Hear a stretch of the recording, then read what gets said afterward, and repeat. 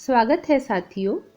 आइए सुनते हैं मालती जोशी जी की लिखी कहानी अब कौन गुणनतय रिझाऊं पिया। अबे गधे की औलाद, तेरे दिमाग में भूसा भरा है कि गोबर? इतना सा सवाल नहीं आया। क्लास में क्या सोता रहता है? और तू रे ढक्कन के, तेरी आंखें हैं कि बटन? इससे आगे आभा से सुना नहीं गया। उसने गैस बंद की और हाथ में करछुल लिए ही बाहर आ गई। उसकी चूड़ियों की खनक ने उसके आगमन की सूचना दे ही दी। आलोक ने किताब से नजर हटाए बिना ही कह दिया, आ गई आप? अब तो हो चुकी पढ़ाई। पढ़ाई चलने दीजिए, मैं तो बस यह कहने के लिए आई थी कि गाली जरा सोच समझ कर दिया कीजिए। अपने ही बच्चे को गधे की औलाद कह रहे हैं। एक क्षण को आलोक सकपका गया, पर तुरंत ही संभलते हुए उसने कहा, क्या गलत कहा मैंने? गधा ही तो हूं मैं, विशुद्ध गधा। इसीलिए तो अपनी छुट्टी का कचरा करके इन बजर बट्टुओं के साथ सिर खपा रहा हूं। बच्चे भी तो अपनी छुट्टी सैक्रिफाइस कर रहे हैं। वे भी इतवार को थोड़ा रिलैक्स होना चाहते हैं, दोस्तों से खेलना चाहते हैं, टीवी देखना चाहते हैं। पर मैंने ही उनसे कह रखा है कि बेटा, पापा को संडे के सिवा टाइम नहीं मिलता और यह गणित और साइंस मेरे बस का नहीं है। बेचारे मन मार कर पढ़ने बैठते हैं, पर इतनी डांट डपट होती है कि बेचारे रटा रटाया भूल जाते हैं। उनका आत्मविश्वास ही खत्म होता जा रहा है। इससे तो अच्छा था ट्यूशन ही लगवा लेते। ट्यूशन हम अफोर्ड नहीं कर सकते हैं, जानती हो, इसीलिए बार बार कोंच कर मुझे एहसास दिलाती रहती हो। आप भी तो अपना फ्रस्ट्रेशन बच्चों पर उतार रहे हैं। पढ़ाई के नाम पर पूरे घर को जैसे यातना शिविर बना दिया है। मैं बच्चों पर अपना फ्रस्ट्रेशन उतार रहा हूं? ये इतनी बड़ी बात कैसे कह दी तुमने? किस आधार पर कही है? बच्चों को अब इस जुगलबंदी की आदत सी पड़ गई है। वे थोड़ी देर तो सहमे से बैठे रहते हैं और फिर चुपचाप खिसक जाते हैं। मम्मी पापा को पता ही नहीं चलता। वे जानते हैं कि अब इसके बाद पढ़ाई नहीं होगी। वे हफ्ते भर के लिए फुर्सत पा जाते हैं। बकबक कर आभा रसोई में लौट आई, पर खाना बनाने का सारा उत्साह ही खत्म हो गया था। रोज सुबह हबड़ तबड़ में कुछ भी बनाकर चली जाती है। शाम को लौटती है तो सारी ऊर्जा समाप्त हो चुकी होती है और ढेर सारे काम उसकी बाट जो होते रहते हैं। तब सोचती है कि खिचड़ी की हांडी चढ़ाकर सबको परोस दे, पर जैसे तैसे 4 रोटियां तो डालनी ही पड़ती है। इसीलिए हफ्ते भर की कसर वह संडे को पूरी करना चाहती है। उस दिन कुछ स्पेशल बनाने का उसका इरादा होता है। इसके लिए वह पत्रिकाओं से, टीवी से रेसिपीज उतारती रहती है। लेकिन इतवार के दिन घर का वातावरण कुछ इतना बोझिल हो जाता है कि उसके संडे स्पेशल का कचरा ही हो जाता है। ना उसे बनाने का उत्साह रह जाता है, ना खाने वाले को खाने का। बस एक रस्म अदायगी सी होकर रह जाती है। आभा को समझ में नहीं आता है कि उसकी जिंदगी औरों की तरह स्मूथ और सरल क्यों नहीं है। लोग तो इससे कम में भी गुजारा कर लेते हैं और खुश रहते हैं। आलोक पहले भी बहुत खुश मिजाज नहीं थे, पर अब तो बहुत ही असहिष्णु हो गए हैं। उस पर आती है तो वह तुर्की बतुर्की जवाब देकर उन्हें चुप कर देती है, पर बच्चों को तो झेलना ही पड़ता है और ज्यादा झेलना पड़ता है। जब पत्नी पर वश नहीं चलता तो सारा गुस्सा बच्चों पर ही उतरता है। बच्चे तो बेचारे उनसे दूर ही भागते हैं, क्योंकि किस बात पर उनकी शामत आ जाएगी कुछ कहा नहीं जा सकता। घर में बैठे मिल जाएंगे तो डांट पड़ेगी कि दिन भर टीवी से चिपके रहते हैं, खेलने नहीं जाते। खेलने जाएंगे तो घड़ी के कांटे पर नजर रखी जाएगी, एक एक मिनट का हिसाब मांगा जाएगा। खेलते समय कपड़े गंदे हो गए या मोजे फट गए तो डांट पड़ेगी। चोट लग गई तो डबल फटकार मिलेगी। घर पर अक्सर मिलने वाले आते ही रहते हैं। अगर उन्हें दरवाजे पर ही खड़ा करके बच्चे सूचना देने भीतर आ जाएंगे तो बुरी तरह झल्ला जाएंगे। इतनी भी तमीज नहीं कि मेहमान को पहले भीतर बिठाओ। वे भी सोचते होंगे कि अच्छे शरीफ लोग हैं। बच्चों को सामान्य शिष्टाचार भी नहीं सिखाया। एक बार छोटा इसीलिए पिट गया कि उसने आगंतुक को ड्राइंग रूम में बिठा दिया। बेवकूफ, वह प्यून था ऑफिस का। वे बाद में गरजे थे। अब यह क्या किसी के चेहरे पर लिखा होता है कि वह कौन है? आने वाले को खुद अपनी औकात समझनी चाहिए। बच्चों ने पापा से तो कोई चीज मांगना कब से छोड़ दिया। मम्मी से ही फरमाइश करते रहते हैं।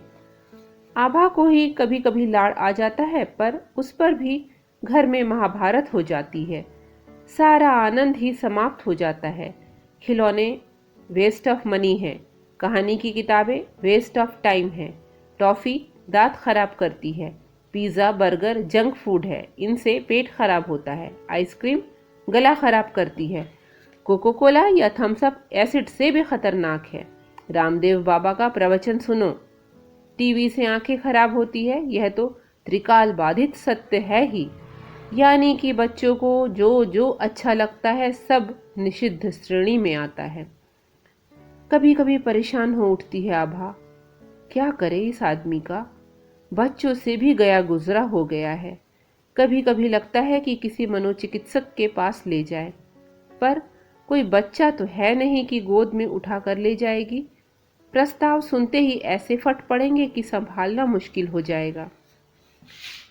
और फिर एक दिन तपती धूप में ठंडी बयार सी वह खबर आई। वह स्कूल में ही थी कि आलोक का फोन आया। डार्लिंग, खुशखबरी है। खुशखबरी तो बाद में, वह तो डार्लिंग शब्द सुनकर ही निहाल हो गई। क्या खबर है, सुनाइए, उसने पुलकित होकर पूछा। प्रमोशन ऑर्डर मिल गया है। सच? बहुत बहुत बधाई, बहुत दिनों से ड्यू था ना। पर एक गड़बड़ है। क्या? बाहर जाना पड़ेगा। तो मना कर दीजिए ना। नहीं कर सकता, उसी शर्त पर प्रमोशन मिला है। कहाँ भेज रहे हैं? मुरैना डिस्ट्रिक्ट में कहीं इंटीरियर में। वह तो डाकू एरिया है। डाकू कहाँ नहीं है। ये जो मेरा प्रमोशन इतने दिनों से दबाकर बैठ गए थे, वे तो डाकुओं के सरदार हैं। वह दंग रह गई। दफ्तर में बैठकर इतनी बड़ी बात कह रहे हैं। उसे डर तो लगा पर खुश भी हुई। समझ गई कि एकदम रिलैक्स हो गए हैं। इसीलिए तो उसने मुंह फुलाकर कहा, ये ट्रांसफर की खबर थोड़ा रुक कर नहीं बता सकते थे? सारी खुशी आधी रह गई। बात उसने भले ही रूठने वाले अंदाज में कही थी, पर वह सच थी। प्रमोशन की खुशी सचमुच आधी रह गई थी।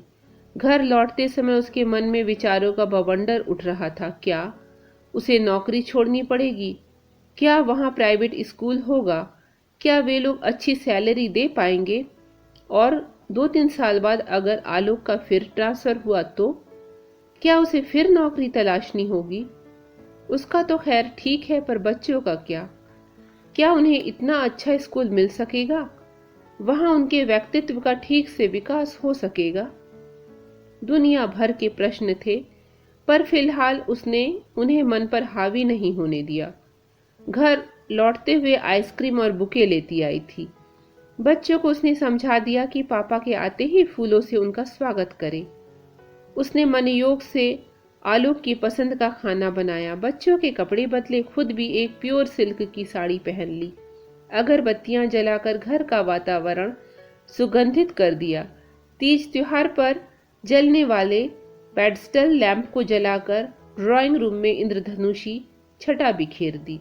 उसका मन तो पर्दे और सोफे के कवर्स बदलने का भी था, पर उतना समय ही नहीं था। ऐसे अभूतपूर्व स्वागत की तो आलोक ने कल्पना भी नहीं की थी। वे तो एकदम अभिभूत हो गए। बहुत दिनों बाद उन्होंने बच्चों को खुलकर प्यार किया। एक अरसे बाद पत्नी की साज सज्जा को नजर भर कर देखा। खाना भी सानंद संपन्न हो गया। खाने की मेज पर 2-4 चुटकुलों का आदान प्रदान होने से माहौल खुशगवार बना रहा। मतलब यह है कि सब कुछ योजनाबद्ध तरीके से होता चला गया, कहीं कोई व्यवधान नहीं हुआ। आभा ने राहत की सांस ली। सोच लिया कि आज की रात भी सेलिब्रेशन की रात होगी। खुश हो? बिस्तर पर आते ही आलोक ने पूछा। बहुत बहुत खुश हूँ, के पति की छाती में मुंह छुपाते हुए आभा ने कहा। बहुत दिनों के बाद तुम लोगों को इतना खुश देख रहा हूँ। बहुत दिनों बाद इतनी अच्छी खबर जो मिली है। मैं तो बहुत पसोपेश में था, प्रमोशन नकारने की सोच रहा था, पर तुम लोगों को इतना रिलैक्स देखकर सारा असमंजस दूर हो गया। प्रमोशन नकारने का तो सवाल ही नहीं उठता। कितनी लंबी प्रतीक्षा करनी पड़ी है, तब यह दिन आया है। बस एक ही मलाल है कि हम लोग अभी साथ नहीं चल सकेंगे। मेरी नौकरी की तो कोई टेंशन नहीं है, पर बच्चों को मिड सेशन में डिस्टर्ब करना ठीक नहीं है। आप तब तक वहाँ मकान वगैरह ठीक कीजिए, मैं यहाँ धीरे धीरे पैकिंग करती रहूँगी। बस परीक्षा होते ही हम लोग आ जाएंगे, रिजल्ट के लिए भी नहीं रुकेंगे। तुम लोग क्या वहाँ साथ रहने की सोच रहे हो? नहीं तो क्या हम लोग यहाँ अकेले पड़े रहेंगे? बहुत छोटी जगह है, हुआ करे। शुक्र है कि आजकल हायर सेकेंडरी स्कूल हर जगह हो गए हैं और बच्चे जब तक छोटी क्लास में हैं साथ में तो रह ही सकते हैं। बाद में देखा जाएगा, हो सकता है 3 साल बाद किसी अच्छी जगह ट्रांसफर हो जाए। आलोक कुछ देर चुप रहे, फिर धीरे से बोले। तुम लोगों को खुश देखकर मैं कुछ और ही सोच बैठा था। क्या?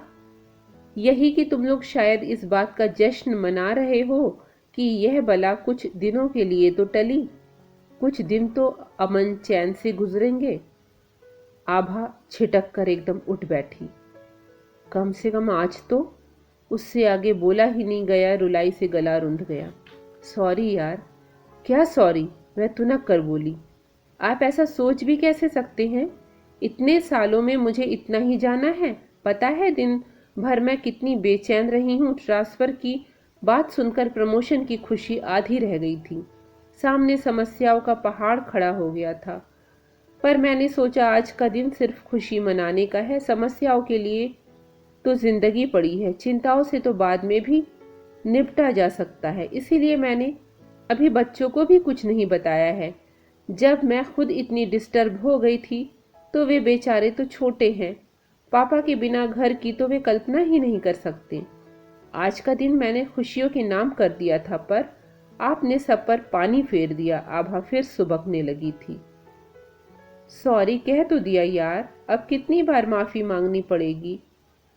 कहते हुए आलोक ने बत्ती बुझा दी और उसे अपने पास खींच लिया था। रोमांस जो था वह तो हवा हो चुका था, अब तो सिर्फ फॉर्मेलिटी बाकी थी। ये थी कहानी अब कौन गुननते रिझाऊं पिया की प्रस्तुति। अगर पसंद आई हो तो लाइक कर दीजिएगा, चैनल पर नए हो तो सब्सक्राइब कर लीजिएगा। धन्यवाद।